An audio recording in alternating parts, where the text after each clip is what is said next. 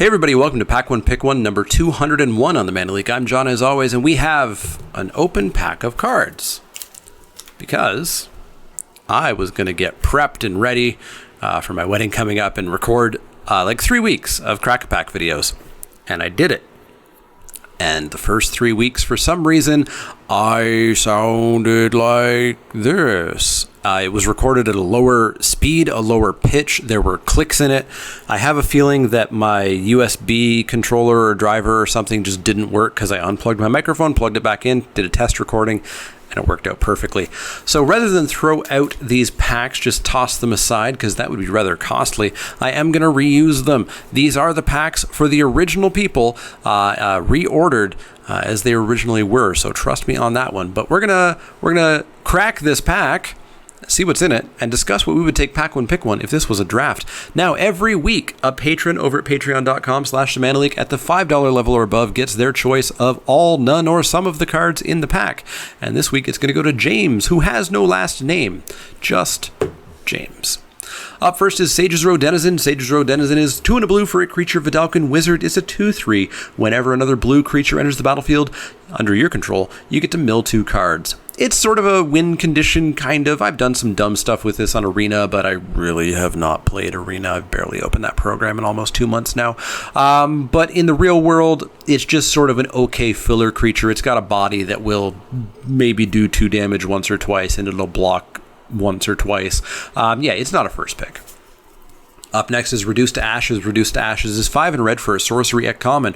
Reduced to Ashes deals 5 damage to target creature. If that creature would die this turn, exile it instead. It's not premium removal because it's expensive. It's not premium removal because it's sorcery speed. It's just not premium removal. But you'll play one. You might even play the second one. It's fine. It's just not a first pick unless the pack was horrible. Up next is Duress. Duress is a single black mana for a sorcery. Target opponent reveals their hand and you pick a non-creature, non-land, make them discard it. It's not really a main deck card. I'm not a fan of it, just because you never know if you're going to get anything, period, let alone anything worthwhile. But if you see a scary planeswalker or something that you just can't deal with and you need some way of attempting to deal with it, you can put this in out of the sideboard. It's not an amazing sideboard card because you may just miss the thing that you're trying to get, but you can do that. Another sideboard card is Natural End. Natural End is 2 and a green for an instant. Destroy target artifact or enchantment. You gain 3 life. Yeah, it's sideboard only. There's not a huge number of enchantments that you're afraid of. There's Pacifism and Sleep Paralysis, basically the only ones that I would ever side this in for, and definitely forgot to do on Spiky Saturday last weekend, as people reminded me. And yeah, there's not too many artifacts that you're siding this in either. It's a very late pick and a very sideboard only card. Not a sideboard-only card is Griffin Protector. Griffin Protector is 3 and a white for a creature. Griffin, it's a 2/3 with flying. Whenever another creature enters the battlefield under your control, Griffin Protector gets +1/+1 until end of turn. Yeah, white's not a great color in this format. It's not doing too well. You probably should avoid it. But some of the cards that might make you go into it are Griffin Protectors because they fly. They're cheaply enough costed. They can get real big real fast, especially at instant speed with things like Raise the Alarm. This, currently in this pack anyways, is the first pick. And it wouldn't be awful because you're probably going to be alone in white. So we'll keep that in frame for now. Stone Golem is up next. It's a 5 generic mana artifact creature golem for a 4/4. Doesn't say anything else, though. It's just a 4/4 for 5, which means it's overcosted. It doesn't do anything. There's mild artifact synergies if perhaps you have like a Steel Overseer or a Master Splicer or something. But odds are you don't. So this is just not really a playable card. You should avoid playing it in most cases and definitely not a first pick. Up next is Destructive Digger. Destructive Digger is 2 and a red for a creature goblin. It's a 3/2. Pay 3 generic mana, tap it, sacrifice an artifact or land, draw a card. It's fine. It's fine. A 3/2 for 3 is fine. We're used to those stats these days. You can pay 3 and sack an artifact, probably not, or sack a land that maybe isn't relevant anymore and draw a card late in the game. It's just fine. I'd play a Destructive Digger. I might even play a second one, but it's a very middle of the pack pick. Certainly not first pick. Another first pick opportunity here in Frostlinks. Frostlinks is 2 and a blue for a creature elemental cat. When Frostlinks enters the battlefield, tap target creature an opponent controls. That creature does an untap that creature doesn't untap during its controller's next untap step. At some point, they have to template that. They have to crush that down to freeze target creature or something like that, or exhaust target creature. It's a mouthful to say otherwise. Frostlinks is great. It's a super solid card. It will get your attackers through if you're being aggressive. It will buy you a turn or more to get you into the late game. You can do some bounce shenanigans with this, with the Portal of Sanctuary, which I've done way more than I ever expected I would. And it's an elemental for some reason. This card's solid. It's a solid first pick, and I think I'd first pick it over the Griffin Protector. And in fact, at this point, we've got a Leafkin Druid, so I think we can kick Protector out. Leafkin Druid is 1 and a green for a creature elemental druid.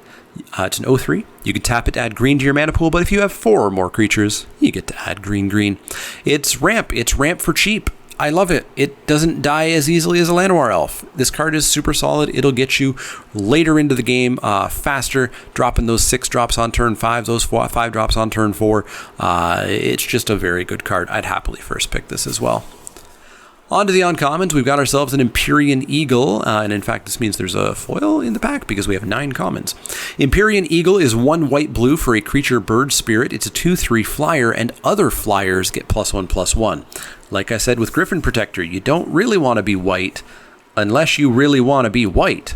And Empyrean Eagle really is what you want to get into that deck. That being said, if I'm fighting with somebody for that deck, I'm in massive amounts of trouble. So I don't think I'm actually first picking Empyrean Eagle against either of these cards. And I don't think I'm first picking it in most packs unless the pack was just bad, because white is that problematic in the set. So I think I'm avoiding this, but if I saw this like 3rd pick or 4th pick, at that point I might go, okay, I'm going to be the white player at the table, and I hopefully will get rewarded. But I think Frostlinks and Leafkin Druid are better. Spectral Sailor I also think is better. A single blue mana for a creature spirit pirate with flash, flying, pay 3 and a blue, draw a card. And it's a 1/1. This card's great. It's doing some good work in Standard, and it's doing some good work in Limited. Turns out that having mana sinks is very good in Limited, and we haven't had them for a long time. We used to have them with more regularity. I remember, I think M12 had a cycle of creatures that were like this, where you paid 3 and a blue and draw a card. I think it was actually 2 and a blue, or you did some damage, or you made a plant, or things like that. This card is super good. Late game, you will just start drawing cards off this. Not even late game, mid game, you can just start drawing cards off of this. Very good card, and I think might be my first pick based on these 3 cards, but we'll keep it in frame for now. Our last uncommon is Salvager of Ruin. Salvager of Ruin is 3 generic mana for an artifact creature construct. It's a 2/1. Sacrifice Salvager of Ruins. Choose target permanent card in your... I've never cast this card. In your graveyard that was put there from the battlefield this turn. Return it to your hand. This card's bad. It's a 2/1 for 3. I don't really want to play 2/1s for 2. I certainly don't want to play them for 3. And having to have this out and available at the exact time that another permanent dies that I want back to my hand, but not to the... There's too much going on here. I don't want to deal with Salvager of Ruin. It's not a good card. You will win way more games if you just pretend this card doesn't exist. Not a first pick. Our rare is Masterful Replication, a card that I got dragged through the mud for saying was bad in the set review. 5 and a blue for an instant. Choose 1. Make 2 3/3 colorless golem creature artifact tokens, or choose a target artifact you control and all your other artifacts become copies of it until end of turn. Turns out, I was right. This card's just not good. I think I've seen it cast like once and I beat the person who cast it. 2 3/3s for 6 mana, even at instant speed, just isn't good enough. And it's especially not good enough in this format where people are casting 6 and 7 drops that are terrifying.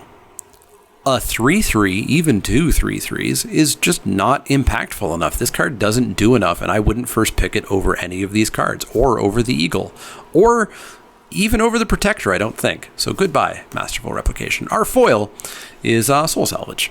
Soul Salvage is 2 and a black for a sorcery. Return up to 2 target creature cards from your graveyard to your hand. It's fine. It's got a lot of great recursion value. Recursion is really one of the names of the games of one of the archetypes in this set, that being black, of course, and black-blue. And yeah, it's a solid card. You're never going to first pick it, though, even if it is fancy and foily. We got a Swift Watercliffs, and we also got an Ajani's Pride Mate. So yeah, in this pack, I think I'm just taking the Spectral Sailor. I think it's a relatively easy first pick here, but I also wouldn't hate the Frost Lynx. I wouldn't hate the Leafkin Druid. And yeah, I'm curious about your thoughts on the Empyrean Eagle. I think you still don't want to first pick it, though. As always, I'd like to hear what you would first pick out of this pack in the comments down below. Sorry about not actually having the pack to crack. As I said, the videos sounded really bad and were full of clicks, and nothing I could do to bring them back to life worked, unfortunately. So it's going to be like this for the next couple of weeks, and then we'll get back to actually seeing these wrappers unwrap.